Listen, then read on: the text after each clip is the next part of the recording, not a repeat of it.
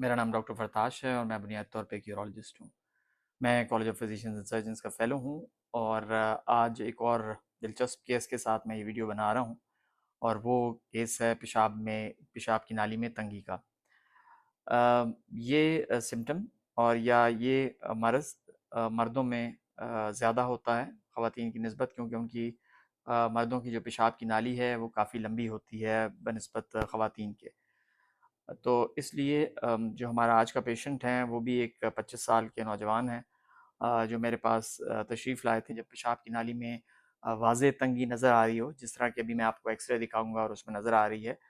तो अगर वो तंगी कम है या 2 सेंटीमीटर से कम है, तो हम उसको डीवीआईयू या डायरेक्ट विजुअल इंटरनल यूरेथ्रोटमी कैमरे के ज़रिए जाके उसको चीरा देके तो उसको खोल सकते हैं। ये तंगी जितनी कम होगी, जितने थोड़े एरिया पे फैली हुई होगी, उतना इस ऑपरेशन के सक्सेस के या कामयाबी के ज़्यादा इम्कानात हैं, क्योंकि हमने इस जगह को जाके खोलना होता है और अगर वो लंबी जगह मुतासर होगी तो उसको खोलने के लिए फिर हमें दूसरे तरीके और दूसरे ऑपरेशन अपनाना पड़ते हैं। जब भी पेशाब की नाली में तंगी हो तो उसके मल्टीपल ट्रीटमेंट्स होते हैं, जिसमें एक ये है जो मैं आज आपको दिखाने जा रहा हूँ।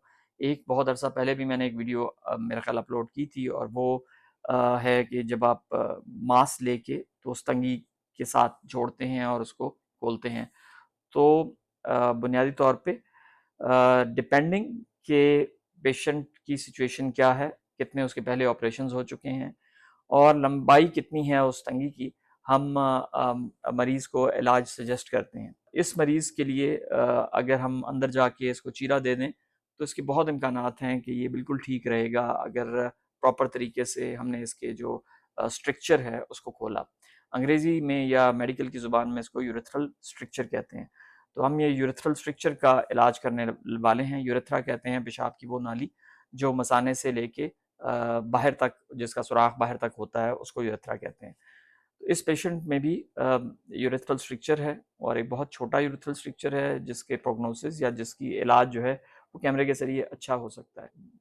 अगर ये स्ट्रक्चर जो है वो लंबा होता तो हम या तो इन दोनों एरियाज़ को मिला देते, काट के स्ट्रक्चर को, या इससे भी अगर लंबा होता तो फिर हमें मांस लेना पड़ता है जो आपके गाल से लिया जा सकता है, और वो वहाँ पे चिपका के तो उसको ठीक किया जा सकता है।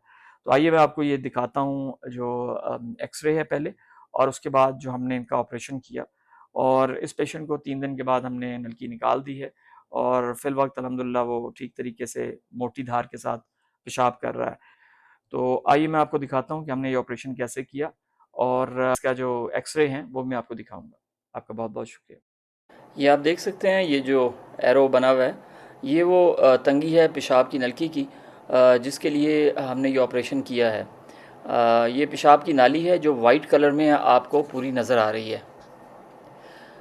ये भी एक और ज़ाविये से मैं आपको दिखा रहा हूँ। ये मैं आपको एक नॉर्मल एक्सरे दिखा रहा हूँ और ये नॉर्मल एक्सरे जो है ये पेशाब की नाली का और मसाने का है, और ये जो आपको तीर नज़र आ रहा है ये अब मसाने की तरफ है, पहले पेशाब की नाली की तरफ था। तो नॉर्मल एक्सरे इस तरह का दिखता है कि अब हम पेशाब की नाली में कैमरा लेके जा रहे हैं और ये अच्छी खासी खुली आपको नज़र आ रही है और ये अचानक आगे जाके ये तंग हो जाती है, ये सुराख है छोटा सा। इस बीमारी को यूरेथ्रल स्ट्रक्चर कहा जाता है और जिस तरह आप देख सकते हैं इसके पेशाब की नाली जो है आगे जाके बिल्कुल सुराख की तरह छोटी हो गई हुई है। तो अब हमने करना ये है कि मैं इसमें एक प्लास्टिक की ट्यूब जिसको हम यूरेटेरिक कैथ कहते हैं, वो डालता हूँ ताकि इसमें से हम गाइड वायर या जो एक लोहे की तार है वो इसके अंदर से गुजार दें। और क्योंकि लोहे की तार सीधा जाना मुश्किल होता है तो इसलिए हम ये यूरेटेरिक कैथ इसके अंदर डाल के तो उसको लोहे की तार अंदर डाल देते हैं ताकि हमें रास्ता मिले कि हमने किस तरफ कटाई करके आगे जाना है। अब आप देख सकते हैं कि ये ब्लैक सी जो आपको नज़र आ रही है, ये लोहे की तार है। इसको अंदर डालने के बाद, उसको परोने के बाद मैं बाहर आ रहा हूँ और अब मैं थोड़ी देर बाद दोबारा अंदर जाऊँगा। ये मैं दोबारा गया हूँ और बुनियादी मकसद इस लोहे की तार का ये है कि ताकि हमारा रास्ता गुम ना हो कि हमें आगे किधर जाना है। इसको हम और तरीके से भी फ्लोरोस्कोपी में भी देख सकते हैं कि तार सही गई है या नहीं। अभी आप देख रहे हैं ये नाइफ है, ये जो है जो अभी जो जिससे मैं कटाई कर रहा हूँ, ये एक छोटा-सा नाइफ है और इस प्रोसीजर को ऑप्टिकल यूरेक्टोटमी भी कहते हैं या डीवीआईयू, डायरेक्ट विजुअल इंटरनल यूरेक्टोटमी। इसके ज़रिए ये मैं जगह खुली कर रहा हूँ और ये जो हम चीरा देते हैं, ये छत की तरफ या 12 o'clock पोज़ीशन पे देते हैं ताकि जो मरीज़ है उसके जो उज़्व तनासुर को खड़ा करने वाले जो अज़ा हैं वो डैमेज ना हों।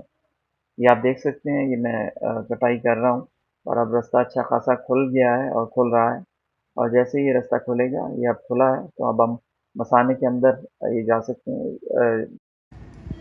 ये अब ब्लीडिंग शुरू हुई हुई है तो इसलिए आपको विजिबिलिटी थोड़ी सी इसमें या नज़र आना जो है वो थोड़ा कम होता है। ये प्रोसीजर उन मरीज़ों के लिए बहुत अच्छा होता है जिनका जो रुकावट है उसका साइज़ छोटा हो। ये जो आपको वाइट वाइट अभी नज़र आ रहा है और जिससे मैं छुरी चला रहा हूँ वो बुनियादी तौर पे वो स्कार है या वो रुकावट का हिस्सा है जो पुराना हो गया हुआ है और वो सख्त हो चुका हुआ है। तो अब मैं उसको उसी तरह 12 o'clock पे काट रहा हूँ। जिन मरीज़ों में स्ट्रक्चर जो है वो उसका साइज़ 1 सेंटीमीटर या उससे कम हो या लेट्स से 1.5 सेंटीमीटर या उससे कम तो उनके लिए ये बहुत अच्छा प्रोसीजर है और इसकी प्रोग्नोसिस बहुत अच्छी है, मरीज़ आमतौर पे ठीक रहता है। तो अभी हमने इसको काफ़ी खुला कर दिया है और वो छत से जहाँ से हमने कटाई की थी वहाँ से पेशाब की नाली का जो ऊपर वाला हिस्सा है वहाँ से अब थोड़ा-थोड़ा ब्लीडिंग भी शुरू हुई है। ये प्रोसीजर तकरीबन अब ख़त्म हो गया है। हम इसको पेशाब की नलकी डाल के देंगे, जो हम तीसरे दिन निकाल देंगे और होपफुली मरीज़ उसके बाद इंशाल्लाह ताला ठीक रहेगा। इस मरीज़ को हम रखते नहीं हैं, हम ये चलता हुआ आता है और चलते हुए ही घर चला जाता है।